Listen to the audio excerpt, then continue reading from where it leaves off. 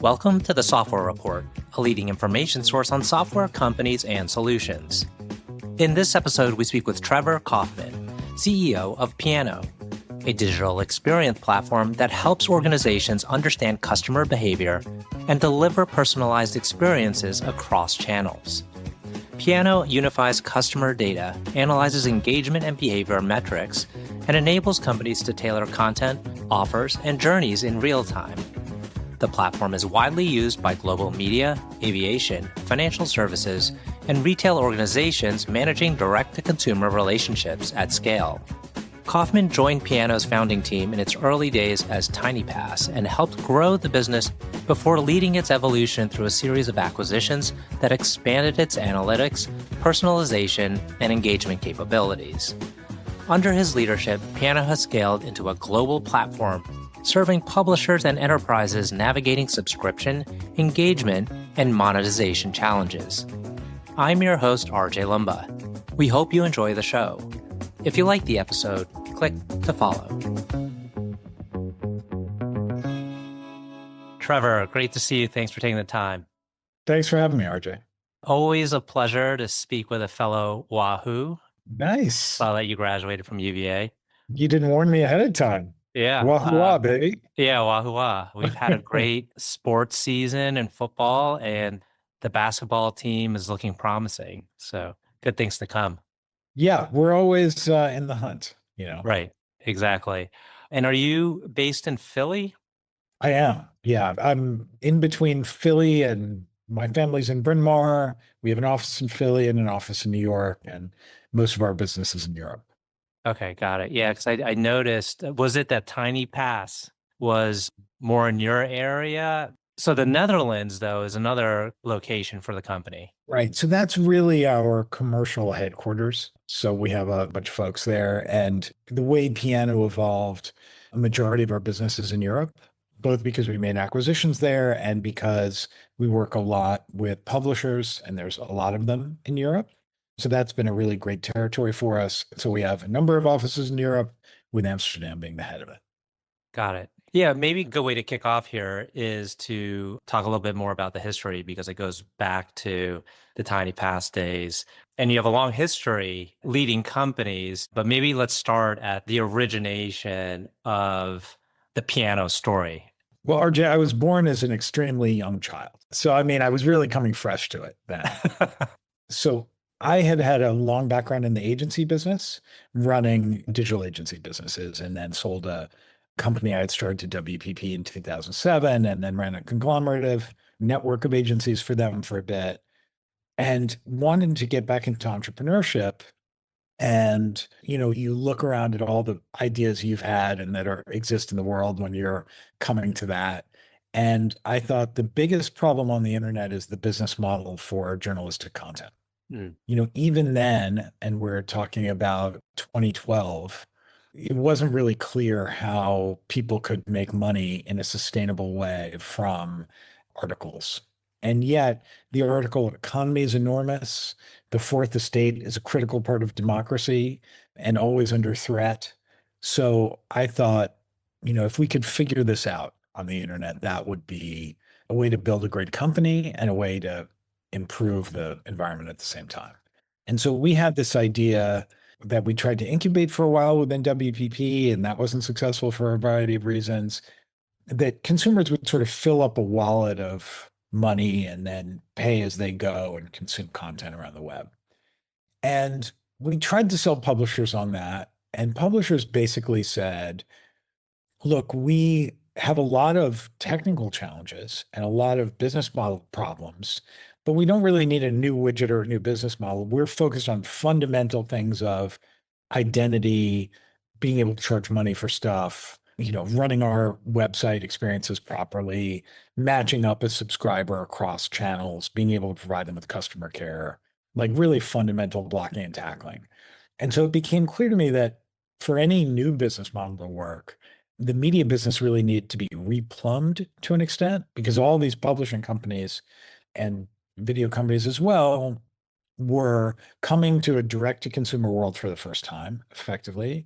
They all had big IT departments. They were all having to cobble together a lot of point solutions to deliver what they needed. And so I thought there's a real market here to be an arms dealer for the media business and an ally to them as they try and be technically sophisticated in a world dominated by platforms. Hmm. And so we created Tinypass and then eventually what became known as Piano in order to address all those software needs that the media business has. And of course, the business has become more diverse over time, but that was the genesis of it. And we started as 3 or 4 people in a really dingy little room above where the old Nobu was on Franklin Street in Tribeca in New York, and just kept chopping at that tree. And so now it's a 560 person global business and serves most of the world's major publishers and a lot of medium and small ones too, I'm proud to say, and has been steadily diversifying into other industries like banking and financial services and airlines and retail. Hmm. And so it seems like you have a platform or portfolio of features that you can extend to your clients. Is there one key one that most all of them use? So, really, the way I think about the software or SaaS challenge is basically it's got data at the core and you build applications on top of that. So, the magic of Piano is that it's both a real time kind of in memory DMP database. So, we can segment people and make decisions between you looking at one page view and clicking and looking at the next so that we're targeting the right advertising to you or telling you hey, stop, you now need to pay us, or targeting or customizing specific content or messaging to you. And then a real powerhouse kind of workhorse analytics function where we're taking every single behavioral event we can capture. And I mean, not just like you clicked on a web page and you were on an iPad and it was 7 p.m. in San Francisco, but you played or paused this video, it buffered for this many seconds, you made it this far the way through. Here's the revenue level and size and creative ID of every ad you saw on the page. Here is a natural language scan of the content that you read and what that was about and the sentiment analysis there. So tons and tons of data that we then use to say, how do we make the most money out of this user at this moment? And so the fundamental asset is that data function in the middle and being able to benchmark that across clients. And the other stuff is just personalization or analytics or messaging built on top of that core. I'm wondering if you have a tool to enable your clients to charge discretionary pricing based on the value of the eyeballs looking at the content. I saw something on your site, and it's not directly related to what I'm talking about, but engagement is extremely valuable. And if you can get a user to truly, in this era of voluminous content everywhere they look, but if you can truly get someone to engage, that's much higher value. So your CPM rate should be multiple times what the average CPM is. But then I guess on top of that, if you have data on the user, you could even scale the pricing for that particular person. Is there anything like that out there? Well, let me just take what you said, which is exactly right directionally, and just put more detail around it. So, I mean, what we do for every single user. So, if I go to a conference, I say, I better have a cookie on every device in this room because you guys read articles. And so we are making machine learning driven propensity score decisions on every single user when they go to every single site saying, is this person likely to register? Are they likely to return to the site? If they're a subscriber, are they likely to churn? Are they likely to subscribe in the first place? And on that basis, that's when we will decide to say, look, RJ's been here a lot. He's read a lot of articles that are sort of special interest and valuable. He comes with this cadence. We think there's a zero point 0.7 chance that he's ready to subscribe. And therefore, we're going to pop open a box and say, hey, you should pay us. And that pricing, maybe not the exact amount will be dependent on your segment, but it might be based on your geography or device, or it might be just that we present you with offers that we think are relevant to you. So we might say, hey, look, RJ might buy a 2 year subscription, or we might need to show him this promotion. And that I think is stretching to other industries where we like to say in aviation, if I present you with an offer for travel insurance 19 times and you say no 19 times, If I present you with that same offer the same way the 20th time, it's got a really low chance of success, right? There's absolutely no reason you can't say, I'm going to present it a different way, maybe with video content that says, on your route, people are frequently disrupted, and 780 people have used travel insurance to protect themselves. Or here's a video about why that's important. Or I might say, instead of showing him that, he's going to Brazil for 3 months. I'm going to talk to him about bringing his pet on board. So there are all kinds of where he's clearly going on a business trip. I'm going to try and sell him a airport transfer or Wi-Fi or priority boarding. So there's all kinds of personalization in the offers that you can get without necessarily saying, I'm going to offer one price to one person and a different price to another person. I see. You mentioned financial services. I can imagine this gets really interesting because that's just such a massive market. Whether you're talking about, I mean, insurance, I feel like has boatloads to spend on marketing and these tools. Can you give us some examples of maybe the financial services space? Absolutely. So, I mean, the greatest advantage of the web is also its greatest challenge from a commercial perspective, which is it's stateless and anonymous, right? You can go anywhere without the site really knowing who you are, right? So we try and pick up on subtle signals to create a segmentation model. And so in the financial services industry, that's really about what stage of life you're in. So the bank can make certain determinations that they can blindly share up to us, but also there's content you look at, there's behaviors you manifest through which we can try and guess what your general age is or what you're most interested in. Because if you are somebody who's thinking about a mortgage or thinking about a credit card, those are very different products, very different messaging. And if you've ever worked with a bank, a bank has lots of competing groups that are all kind of in effect trying to use homepage real estate and whatever messaging opportunities they have to say, are you at the point where you want to start saving for retirement? Would private banking be relevant to you? And so that segmentation and life stage analysis is critical for them in presenting you with a relevant offer at the right time. So it is hard to just guess what age somebody is or where they are in their life based on how they click around, but you can get better and better at that over time. I'd like to switch over to like more of the company itself. You've scaled obviously through, organically and through acquisition. You mentioned you're up to like 500 or so employees. You've raised a lot of capital. Are there other metrics to give us a sense of the stage of the company? You don't have to mention It's other. approximately $100 million business, I can tell you that. And we've been doing it for about 12 years. And we're really proud of our profitability level and proud of the longevity of the business. I think the journey for us, the M&A journey for us was really great and also scary. And I'll talk about that. So after we took on private equity money in 2019, it wasn't long before we saw a company that we really admired. I mentioned one of our core assets was this real-time database, right? And that was a product of a company called CSense, strangely enough, CXENSE, that was a Norwegian company that had gone public. And they had all kinds of trials and tribulations in the life of the company. And they were facing rough straits. Like they were running out of cash, stock price was low, and they were struggling to retain staff. It was a bad story. But they had some great people, some incredible clients, and this great technology. And we saw that and thought we can really make something out of that. And we approached our PE investors, Updata in DC, who've been terrific Updata partners, and said, hey, we've got this opportunity. And then proceeded to do a really complicated and protracted, but in the end successful public to private transaction to buy the company. We integrated them. We brought their customers on, brought their staff on. The overall ACV of the company increased because we could sell more.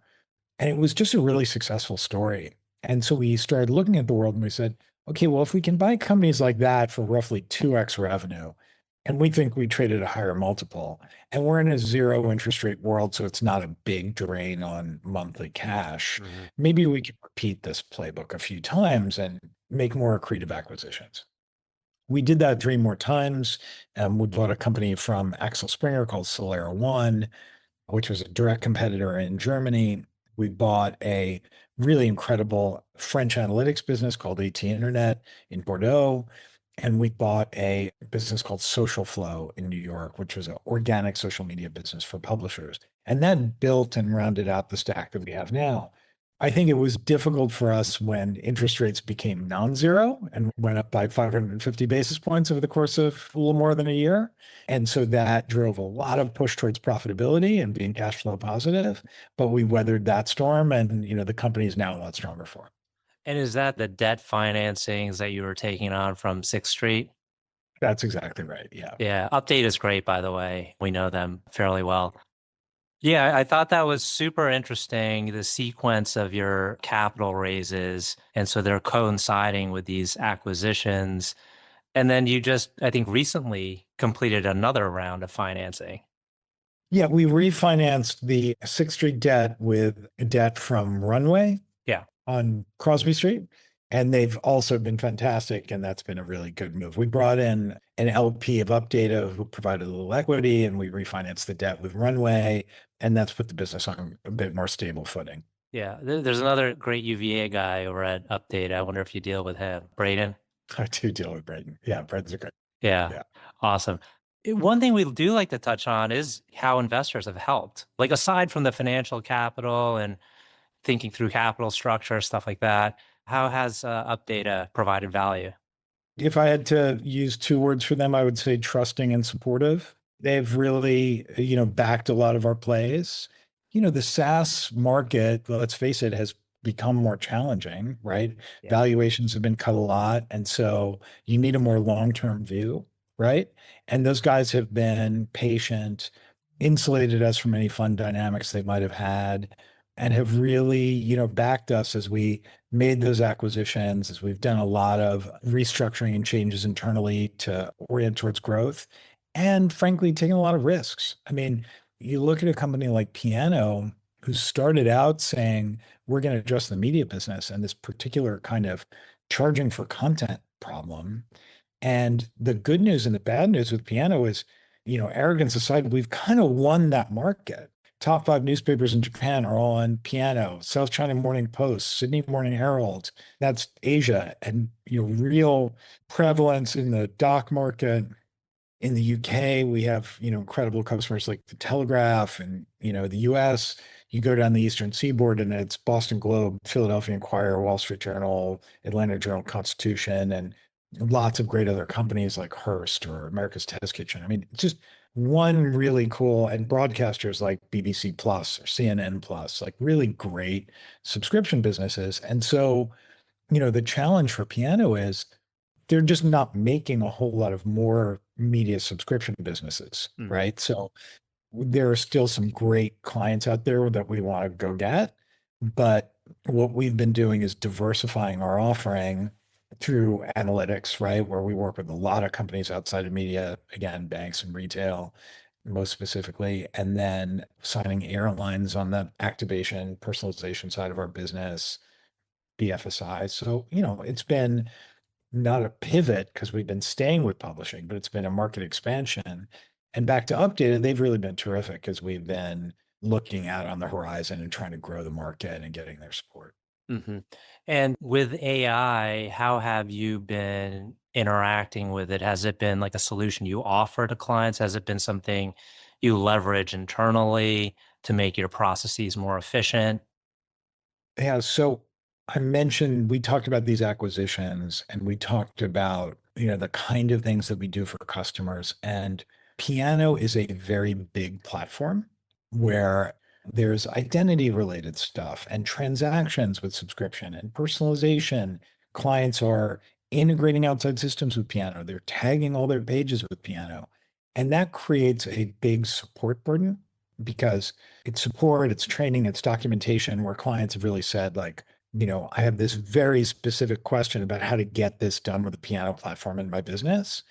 And we operate in many, many countries and pretty much every time zone in the world. And so for us, the support documentation and overall technical consulting part of the business was expensive to provide and slower than our customers needed. There was just no economic way to scale it up in the way we wanted.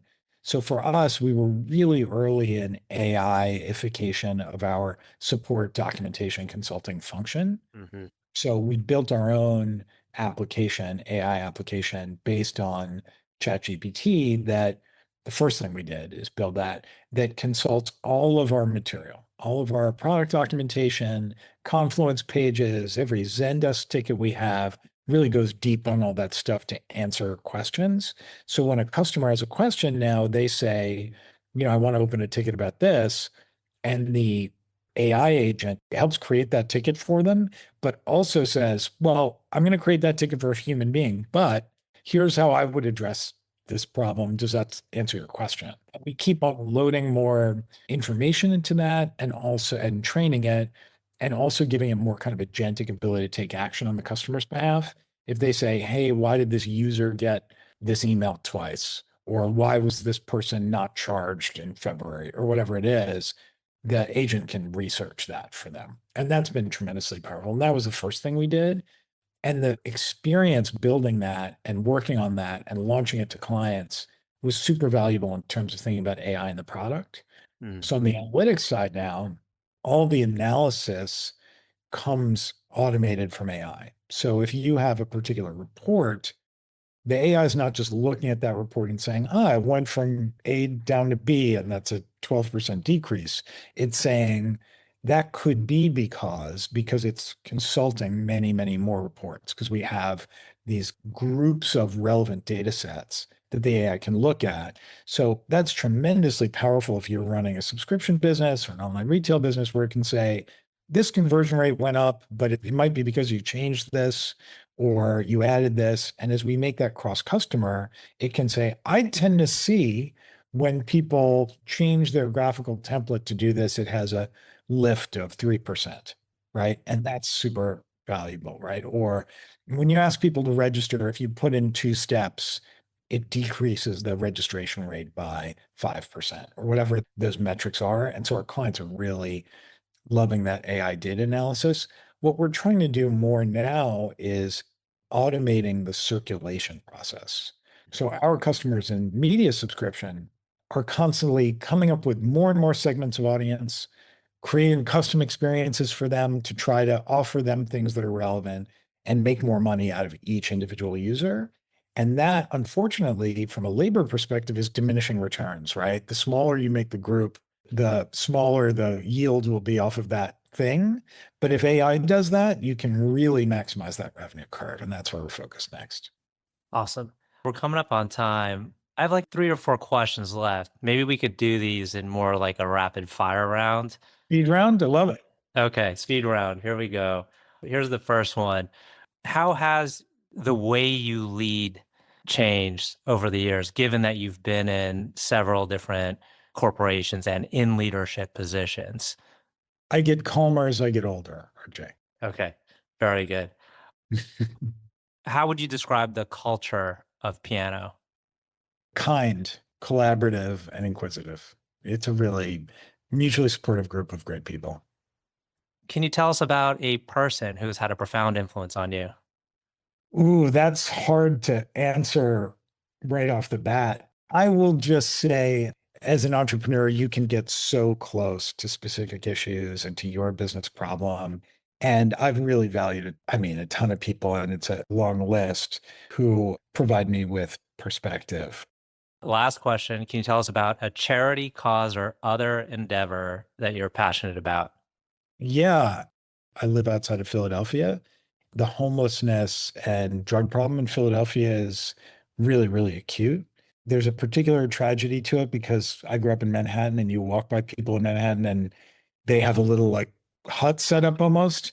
And in Philadelphia, people are just lying on the street. And so I've been doing some work with just an informal group of people to buy blankets for those folks and just, figuring out how we can help them and call the police or an ambulance when it's appropriate. And that work has been just super cool. Excellent. Well, Trevor, I want to thank you again for taking the time. It's been a great conversation. Really appreciate it, RJ. Thanks so much.